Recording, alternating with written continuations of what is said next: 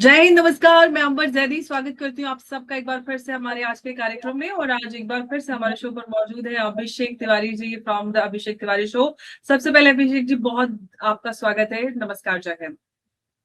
बहुत बहुत धन्यवाद। नमस्कार, जय हिंद, जय श्री राम। और जय श्री राम। क्या कहा जाए अंबर बहन, मजा आ गया। बहुत खुशी की बात है, आप ग्राउंड पे गए थे और मैंने आपसे उसके बाद बातचीत भी की थी। वेस्ट बंगाल गए थे और आपने काफी सटीक उस वक्त आपका आकलन रहा। और आप वैसे भी आप का आकलन हमेशा ही बहुत जबरदस्त होता है जब भी इस तरह से चुनावी कोई भी किसी भी प्रदेश में चुनाव होते हैं। और इस बार हमने देखा है वेस्ट बंगाल में तो एकदम बम्पर, उम्मीद से ऊपर। एकदम बीजेपी आएगी तो उम्मीद थी, लेकिन इतनी भारी सीटों के साथ आएगी और ममता दीदी बिल्कुल साफ हो जाएंगी, ये शायद किसी ने उम्मीद नहीं की थी। उसके बाद लेकिन एक ट्रेंड अभिषेक जी बिल्कुल वही पुराने वाला चल रहा है कि पोस्ट पोल वायलेंस बंगाल में आज भी हम देख रहे हैं। और कहीं ना कहीं जिस तरह से घटनाएं हो रही हैं, और शुभेंदु अधिकारी की चाहे पीए की बात करें, चंद्रनाथ रथ की बात करें, या फिर आर्जिकर जो वाली जो सीट है उनके घर के पास भी जो क्रूड बॉम्ब रहा, इस तरह की 5-7 घटनाएं हो चुकी हैं।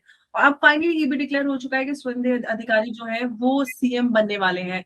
इन सारे अपडेट्स को आप किस तरह से देख रहे हैं? अब कितना आसान बीजेपी के लिए, खासतौर से लॉ एंड ऑर्डर की स्थिति को संभाला वेस्ट बंगाल में होने वाला है? देखिए, आसान तो नहीं होने वाला है। अगले 1 साल तक बंगाल डिस्टर्ब रहेगा, क्योंकि बंगाल का एक और चरित्र है कि पूरा शिफ्ट होता है। सिर्फ थोड़ा बहुत शिफ्ट नहीं होता कि चुनाव जीत लिया, बात खत्म हो गई। टीएमसी का विनाश होगा और बीजेपी 2 मॉडल पे काम करेगी।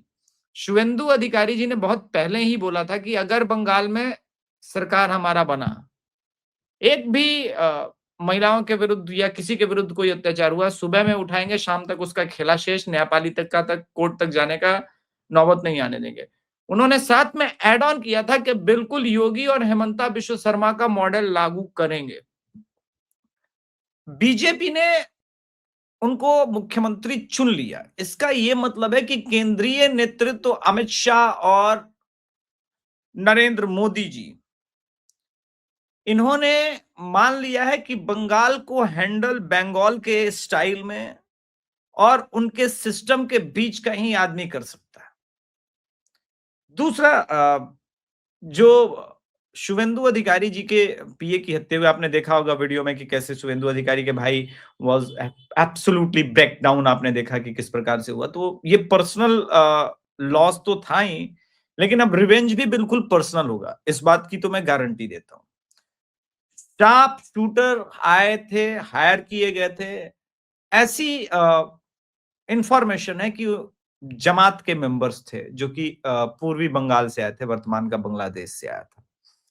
किसने हायर कराया, कौन किया, इसके बारे में अभी डिटेल्स आनी बाकी है।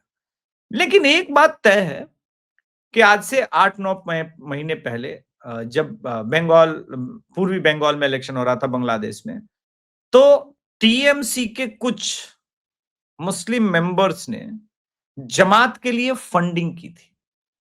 और ये चीजें जो है इंटेलिजेंस के लोगों के नजर में आ गई, और वो ऑफ कोर्स उसके बाद पीएमओ तक पहुंची होगी, एचएमओ तक पहुंची होगी, और उसके बाद ये हो गया था कि बंगाल तो जीतना ही जीतना है किसी भी कीमत पे, वरना ये देश नहीं बचेगा। अगर आप जमात के लीडर्स को सोचो, फंड कर रहे हो, जिन्होंने बांग्लादेश के अंदर जिस प्रकार की हत्याएं करी, जिस प्रकार की चीजें हुई, इसका मतलब अब ये बंगाल किसी और तरफ जा रहा था और ममता बनर्जी के नेतृत्व में ही जा रहा था, तो हटाना बहुत आवश्यक था।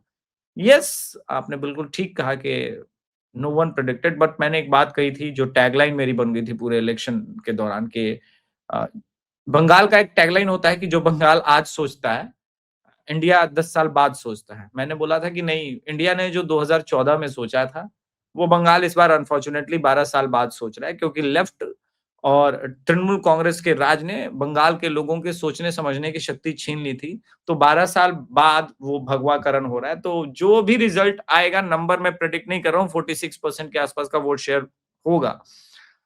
और सीट इसलिए प्रेडिक्ट करना थोड़ा मुश्किल था वोट शेयर के बाद, वो 162 भी हो सकता था, 207 भी हो सकता था, 170 भी जा सकता था। उसका कारण है इस तरह के अंडर करंट में सीटें प्रेडिक्ट करना खतरे से खाली चीज नहीं है, क्योंकि अंडर करंट बहुत तेज था, महिलाओं का गुस्सा था। और मैंने किसी भी स्टेट में जहां पर महिलाएं गुस्से में वोट करती है ना, मैंने उस स्टेट में सुनामी आते ही देखी है। वैसे भी माँ दुर्गा की धरती है, तो थोड़ा सा सुनामी क्या मतलब अर्थक्वेक वगैरह, वंडर करंट, अंडर करंट सब आ गया।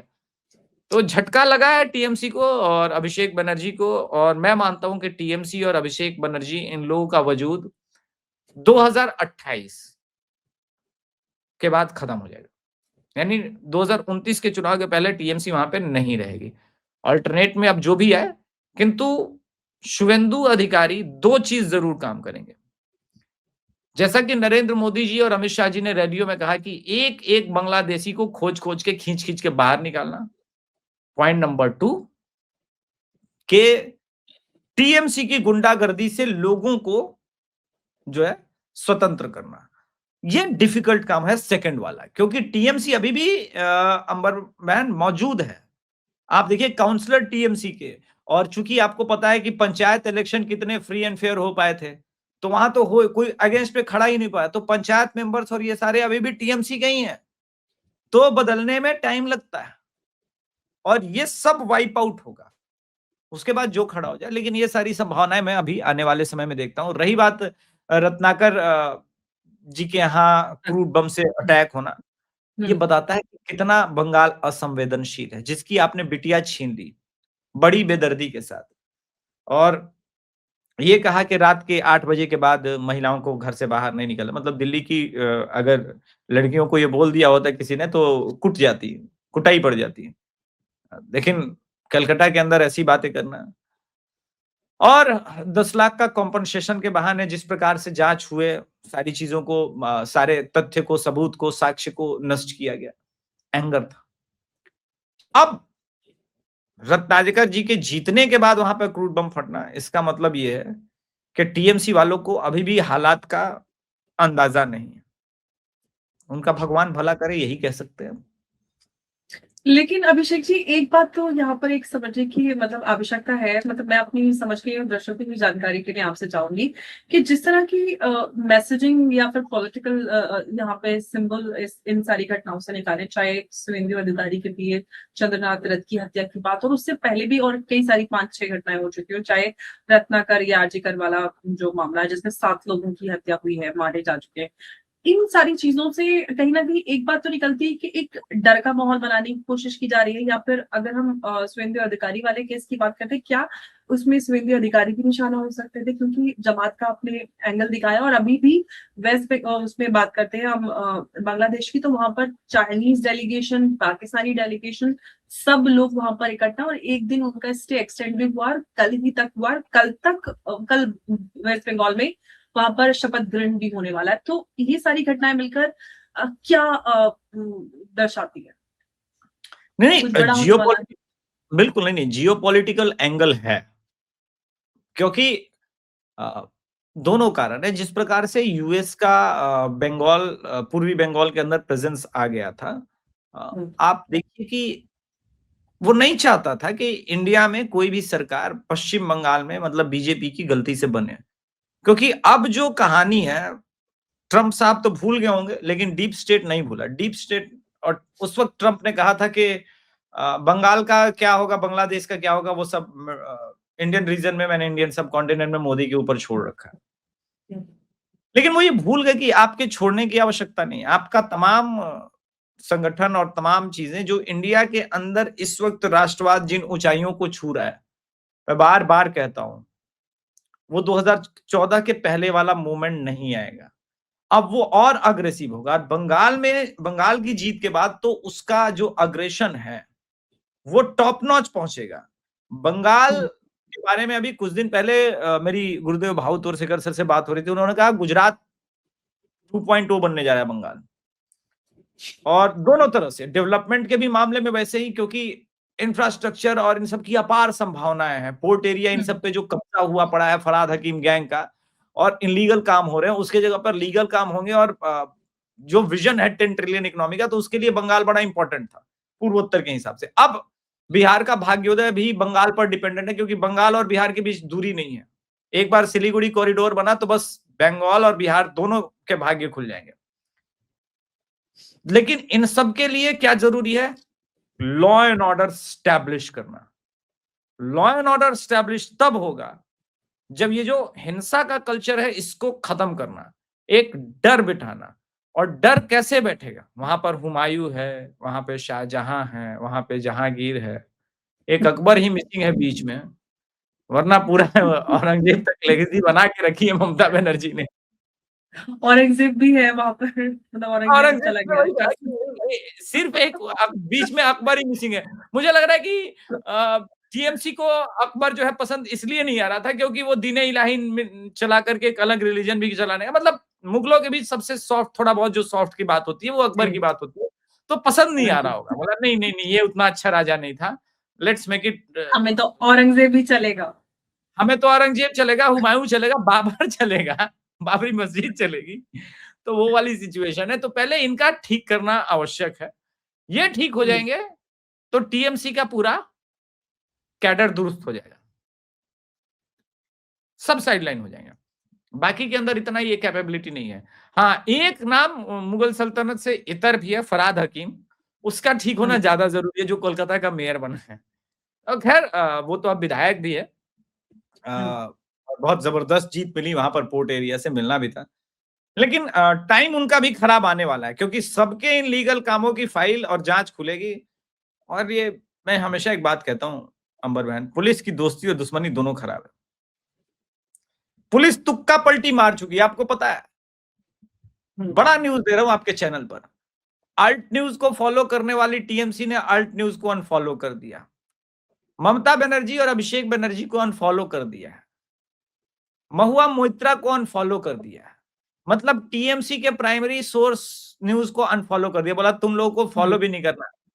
लेकिन जो कार्रवाई होगी वो सबूत ये लोग मिटाते नहीं, सबूत छुपा लेते हैं क्योंकि मालिक हर 5 साल बाद इनके बदल जाते हैं। बंगाल में थोड़ा डिले होता है, 5 साल, 15 साल, 20 साल बाद। लेकिन अब ये वो पुलिस अधिकारी हैं, वो एसएचओ होंगे, वो ओसी होंगे जो सुंदरवन जाने से डरेंगे। तो अगर अच्छी जगह पोस्टिंग चाहिए तो मालिक बदलना होगा, और मालिक बदलने के लिए आपको गुड बुक में आना होगा, और गुड बुक के में आने के लिए क्या होता है? टीएमसी के गुंडे एलिमेंट की ठुकाई करनी होगी। तो अब बंगाल में अभी आप 1 साल ये देखेंगे। लेकिन अभिषेक जी, यहाँ पर हम एक बात और देख रहे हैं कि जो ऑल्ट न्यूज और इन सब की बात कर रहे हैं, और जो हम मेन जो गुंडा राज वेस्ट बंगाल में है, अब जैसे कुछ सालों पहले उत्तर प्रदेश में भी था, तो आपको लग रहा है कि जो वो सारी चीजें जो छुपाने की कोशिश की जा रही है वो इतनी आसानी से छुप जाएंगी, और आपको लग रहा है कि अमित शाह जी इन सबको छोड़ देंगे, जिन लोगों ने पूरे वेस्ट बंगाल में गुंडा राज एकदम तांडव मचाया, तलवारें, हथियारे, असले और बॉर्डर पार से, क्या कुछ नहीं हुआ? नहीं, नहीं छोड़ेंगे। बंगाल की जो सबसे बड़ी खराब चीज है वहां पर, जो ऑर्गन्स की, ह्यूमन ऑर्गन्स की स्मगलिंग है, छोटी छोटी बच्चियों की जो स्मगलिंग हो रही है, वो बंगाल का डार्केस्ट साइड है जो किसी ने अब तक दिखाने की, बताने की कोशिश और प्रयास भी नहीं किया है। अ, तो इसको तो रोकना पड़ेगा क्योंकि इसके लिए वोट हुआ है, इसके लिए वोट किया गया है। अ, मतलब बंगाल पुलिस का ही रिकॉर्ड था, पिछले 5 सालों में 4 लाख से अधिक बच्चियां गायब हुई हैं, और मतलब प्रॉपर हिस्टोरिक रिकॉर्ड नहीं है। तो इसको रोकना तो पड़ेगा, और इसको रोकने के लिए आपको वही जो अमित शाह जी ने कहा है, complete law and order establish करना होगा। और ये समझ में आ रहा है, शुभेंदु अधिकारी जी का चीफ मिनिस्टर बनना ही समझ में आ रहा है कि एक बड़ा राजनीतिक शिफ्ट, एक टेम्पो शिफ्ट की तरफ जा रहा है, क्योंकि बीजेपी ने एक और बात कही कि ये लोग जो भगवा पहन करके जय श्री राम का नारा लगा के आ रहे हैं पार्टी कार्यालय में, सब वो अपने नहीं है। वो इसलिए अपने नहीं है क्योंकि बीजेपी एक अनुशासित पार्टी है। वही लोग भाजपा के मेंबर हो सकते हैं जो भाजपा ज्वाइन करेंगे, सब भाजपा के मेंबर नहीं हो सकते। तो वो टीएमसी का गुंडा एलिमेंट दूर रहे, वो नहीं, उनको उनको एंट्री मिलेगी। तो ये एक बड़ा स्टेटमेंट था जी। और ये डर बहुत सारे लोगों को था, जिस बात पे आप यहाँ पे जो बात आपने हाईलाइट की कि कहीं बीजेपी वो गलती तो नहीं करेगी कि टीएमसी के लोगों को वापस बीजेपी में जगह देगी, और जिस भरोसे के साथ लोगों ने बीजेपी को चुना वो भरोसा नहीं टूटे, और इसलिए अगर ये गलती बीजेपी ने की तो शायद जो प्रदेश के वासी हैं, उनका भरोसा टूट सकता है। लेकिन एक बात और है, जो आपने बच्चों की ट्रेडिंग की बात की, जो ह्यूमन ट्रैफिकिंग की, यहाँ तक की रिपोर्ट्स हैं, और ऑफ कोर्स मीडिया ने उस पर इतना ज्यादा बात नहीं की है, लेकिन जो जानकारी है उसके हिसाब से कि टनल्स तक बनाए हुए थे अंडरग्राउंड वेस्ट बंगाल और बांग्लादेश के बीच में, जिससे बच्चियों की और जो लड़कियां थी उनकी आवाजाही होती थी इधर से उधर बॉर्डर के पार। इतने बड़े लेवल पर ह्यूमन ट्रैफिकिंग, ऑर्गन ट्रेडिंग, हथियार और नशे का कारोबार चलता रहा। और ममता दीदी क्या कुछ इतना सब कुछ, क्योंकि अब वो इंटरनेशनल कोर्ट ऑफ जस्टिस जाने की भी बात कर रही है, आपको क्या लग रहा है कि इससे कोई और नैरेटिव बिल्ड करने की कोशिश कर रही है? हालांकि उनका करियर तो खत्म हो चुका है, लेकिन अब क्या हासिल करना चाहते हो ये सब करके? अब आप देख लो कि 71 है, 5 साल बाद 76 होंगी, चांसेस तो है नहीं। लेकिन अब यूएन चली जाए, इंटरनेशनल कोर्ट ऑफ जस्टिस चली जाए, पाकिस्तान चली जाए, बांग्लादेश के कोर्ट में चली जाए, उससे कोई फर्क नहीं पड़ता। फर्क ये पड़ता है कि अभिषेक बनर्जी कितने दिन तक बचेंगे। अभिषेक बनर्जी और उनके क्लोज लोग, जिन लोगों ने ये सारा उत्पात और ये सारा कुछ किया है, उनके जाने का तो टाइम आ गया है। और बहुत बहुत डिफिकल्ट टाइम आने वाला है तृणमूल कांग्रेस के लिए, इजी टाइम नहीं आने वाला है। लेफ्ट और कांग्रेस में अब कौन रिवाइव करेगा, ये इंपॉर्टेंट है देखना। पश्चिम बंगाल की राजनीति में रिवाइवल किसका होगा, ये इंपॉर्टेंट है देखना, क्योंकि लेफ्ट भी अपने पुराने ऑफिसों के ताले तोड़ के खोल रहा है जिन पे टीएमसी ने कब्जा किया, और कांग्रेस को भी मौका मिला कि अपने पुराने ऑफिस के ताले तोड़ सके। तो आप देखिए, टू मच डेमोक्रेसी तो कम से कम बीजेपी के सत्ता में आने के साथ हुआ, कि जो गुंडों ने टीएमसी के गुंडों ने उनके ऑफिस पर कब्जा कर रखा था, वो खोलने का उनको मौका मिला, ताला तोड़ने का। तो ये बताता है कि किस प्रकार की गुंडाई थी, किसी प्रकार के आवाज को। और जो लोग कह रहे हैं ना कि डेमोक्रेसी की हत्या है, अगर चुनाव आयोग ऐसे चुनाव कराता नहीं तो ये रिजल्ट आता ही नहीं। हमने मतलब सुंदरवन में हमारी टीम एक ऐसे बुजुर्ग से मिली जो 20 साल से वोट ही नहीं किया, उसने ईवीएम को देखा ही नहीं था, बोला कि कभी बैलेट बॉक्स में वोट किया था, हमारा वोट तो ये टीएमसी वाला डाल देता है। तो मैंने बोला इस बार टीएमसी वाला किधर है, नजर आ रहा है? बोला नहीं, अभी तो डरा हुआ है इधर सुंदरवन में आर्म फोर्सेस के कारण। बोला कि हमको आर्म फोर्सेस वाला आकर के बोला, दादा आपको जिधर देने का वोट मन होगा तो दीजिएगा। तो कैमरा पे वो बोलने को तैयार हुआ, लेकिन ऑफ कैमरा उसने बोला कि वो भाजपा को वोट करेगा, वो चाहता है डेमोक्रेसी है, वो वोट करेगा। तो हमें समझ में आ गया था कि अगर फ्री एंड फेयर वोटिंग हो गई तो टीएमसी टिकेगी नहीं। और आप देखो, एग्जैक्ट प्रेडिक्शन 46% वोट शेयर मैंने दिया था, एग्जैक्ट 45.85 के आसपास का वोटिंग परसेंटेज गया है। सो ये क्यों हुआ, बीजेपी को 8% का गेन क्यों हुआ? क्योंकि बंगाल की महिलाओं ने टीएमसी का साथ छोड़ दिया था। मुझे जितनी महिलाएं मिली, जो इवन क्लब के मेंबर्स थे जो टीएमसी को वोट करते थे, वो भी, उन्होंने भी बोला कि नहीं, अंदर अंदर बोला नहीं नहीं नहीं, बहुत दिक्कत है। विमेन सेफ्टी पूरे आप देखो प्रेसिडेंसी रीजन में कितना बड़ा आया। आप पिछले इलेक्शन में देखो, प्रेसिडेंसी रीजन में बीजेपी थी ही नहीं, इस बार हर तरफ बीजेपी ही बीजेपी है। हावड़ा में भी बीजेपी, हुगली तो खैर बात ही नहीं करना, कोलकाता में भी भवानीपुर तक हार गई, जाधवपुर हार गई। मतलब अब वामपंथी बेचारे दवायर और जेएनयू में ही बचे हैं, केरल तो पहले ही बेचारे हारे हुए। लेकिन एक बात, एक ट्रेंड मैंने अभिषेक जी ऑब्जर्व किया है, वो मैं आपसे उस पर चाहूंगी कि आप थोड़ा जानकारी ज्यादा दें। कहीं ना कहीं ऐसा लग रहा है जो रीजनल पार्टीज हैं वो खत्म होती जा रही है। जैसे अब वेस्ट बंगाल ले लें, उत्तर प्रदेश ले लें, या कोई भी राज्य में आप चले जाओ, और कहीं ना कहीं धीरे धीरे कांग्रेस जो है वो वापस आ रही है। आपको क्या लग रहा है कि कांग्रेस वापस इमर्ज कर रही है? कैसे आप देख रहे हैं मैं नहीं मानता रीजनल फोर्सेस खत्म हो रही है। तमिलनाडु में आप देखिए, डीएमके एआईडीएमके दोनों को हटा करके टीवीके को मैंडेट मिला। वो ठीक है, सरकार, ये लोग डेमोक्रेसी में जो है ना, ये मुझे बहुत बुरा लगता है। जनता का आदेश है कि एआईएडीएमके और डीएमके दोनों सत्ता से बाहर रहे। अब ये दोनों मिलकर के कुछ नया खिचड़ी पका रहे हैं, वो अलग बात है। कांग्रेस तब तक टीवीके के पास चलेगी, उससे ब्लंडर हो गया। वो थोड़ा दिन रुक जाती तो ये तीन नए मिलकर के अगेंस्ट जनता के वोटिंग के अगेंस्ट सरकार बना लेते हैं, तो ऐसी संभावना बन भी रही है। लेकिन फिर भी एक शॉट रहेंगे, और एक ही बीजेपी के पास विधायक है, वो जाएगा नहीं, तो वहां भी मेजोरिटी का दिक्कत है, जेन्युइन दिक्कत है। तो आप देखो कि रीजनल फोर्सेस, अब अखिलेश यादव तभी मजबूत होंगे जब, अखिलेश यादव की पॉलिटिक्स भी तो आप देखिए ना, अखिलेश यादव या आरजेडी अपने पांव पर कुल्हाड़ी स्वयं मारी। ये आए तो समाजवाद के नाम पर थे, लेकिन परिवार को छोड़ करके किसी का कुछ किया नहीं। तो क्या होता है ना कि दुनिया में, सिर्फ इंडिया में नहीं, दुनिया में भी एक पॉलिटिकल शिफ्ट सोशल मीडिया के आने के बाद आया है। लोगों के अंदर अवेयरनेस बढ़ा है, लोग क्वेश्चन करने लगे हैं और कभी भी परिवारवादी पार्टियों के पास इन क्वेश्चंस का आंसर कभी भी नहीं रहेगा। दूसरी बात, समाजवाद के नाम पर चलो आपने परिवार के लिए कुछ किया, लेकिन जनता के लिए भी कुछ कर लेते, लेकिन वहां नहीं। उन्होंने खड़ा क्या किया? अतीक को खड़ा किया, मुख्तार को खड़ा किया, आजम खान जैसे लोगों को खड़ा किया, बिहार में शहाबुद्दीन जैसे लोगों को खड़ा किया।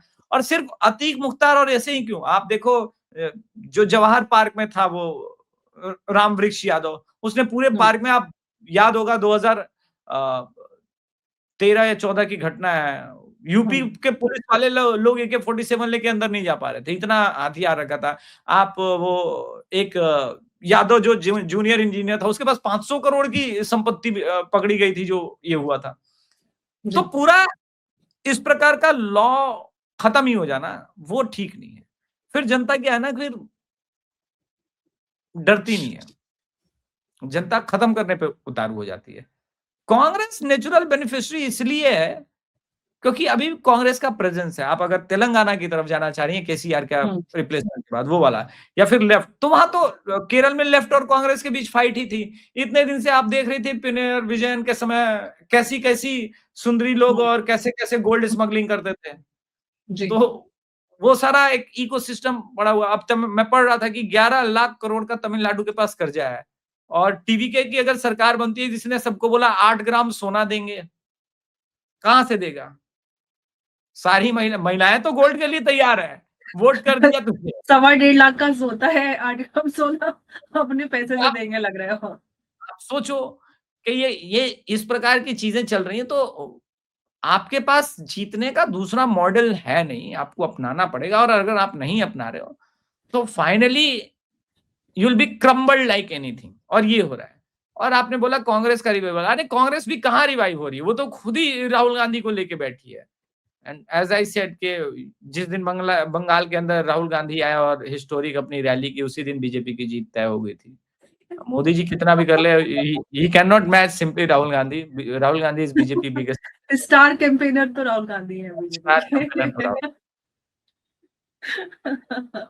और क्रेडिट बनता है देना, देखिए जो काम वो राहुल गांधी करते हैं वो काम कोई और नहीं कर पाता है। लेकिन अब जिस तरह से ममता दीदी का करियर तो ऑलमोस्ट खत्म हो चुका है, टीएमसी को आप कह रहे हैं कि टीएमसी भी आपको लगभग खत्म नजर आ रही है, अभिषेक बनर्जी का करियर खत्म नजर आ रहा है। आपको लगता है कि कोई रणनीति टीएमसी अपनाएगी यहाँ से, या तो स्टेट में मतलब कन्फ्रंट करें बैठ के, या फिर ममता दीदी सुपर उठा के अपना केंद्र शिफ्ट हो जाएंगे? किस तरह की रणनीति आपको लग रहा है टीएमसी अपनाने वाली है अब आगे से? अब बड़ा देखिए, to be very frank, TMC तब लड़ती जब उसके पास कैडर बचता, और कैडर नहीं बचेगा तो लेफ्ट के पास जो भी बचा खुचा कैडर है वो तो कैडर है, क्योंकि इस देश में कैडर वाली 2 ही पार्टियां है, एक बीजेपी और एक लेफ्ट। हाँ नहीं, लेफ्ट तो वो मजबूरी में चला गया था जान बचाने के लिए। स्विच, मूलतः जो लेफ्ट है वो स्विच करेंगे, और इसमें वो एलिमेंट जो जहांगीर खान और इसमें से इनको समझ में आएगा कि अगर टीएमसी ने बचा नहीं पाएगी तो स्विच करो दूसरी तरफ, वहां से लड़ाई शुरू करेंगे। तो इनमें से कुछ चंद भी अगर कांग्रेस या लेफ्ट के शरण में जाता है तो मुझे कोई आश्चर्य नहीं होगा, और आने वाले समय में लड़ाई के लिए टीएमसी के पास कुछ बचेगा ही नहीं। बिना कैडर के लड़ेंगी कैसे? तो ये डिफिकल्ट टाइम टीएमसी के पास आने वाला है।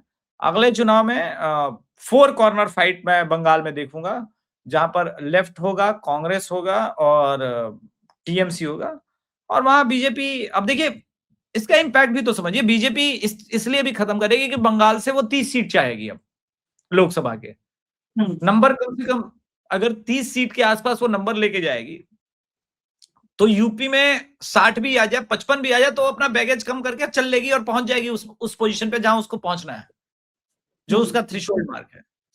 तो ये इंपॉर्टेंट है। अब मुझे लगता है कि यूपी इलेक्शन विल डिसाइड 2029 में क्या होगा। 2027 का फाइनल सेमीफाइनल मैच तो यही है यूपी में अगर बीजेपी खेल गई और अखिलेश गायब हो गया तो फिर अखिलेश भी कितने चुनाव हारने के बाद वापस आ पाएंगे? आप देखो कि अखिलेश जो है 2 चुनाव तो हार ही चुके हैं, बड़े चुनाव तो हार ही चुके हैं। उनका रिवाइवल इसलिए हुआ क्योंकि लोकसभा में बहुत अच्छा परफॉर्मेंस था। क्या लोकसभा के परफॉर्मेंस को अखिलेश यादव रिपीट कर पाएंगे? ये बड़ा प्रश्न है जी। बिल्कुल, लेकिन अब अगर हम वेस्ट बंगाल का जो नतीजा रहा उसको उन नतीजों को देखें तो केंद्र की राजनीति पर या फिर राष्ट्रीय स्तर पर इसका प्रभाव आप क्या देखते हैं ओवरऑल? राष्ट्रीय स्तर पर तो पड़ेगा ही बंगाल की राजनीति का असर, क्योंकि अब आप देखो कि अंग, बंग और कलिंग ये तीनों भाजपा के कब्जे में हैं। हुँ, उड़ीसा, बंगाल एंड बिहार।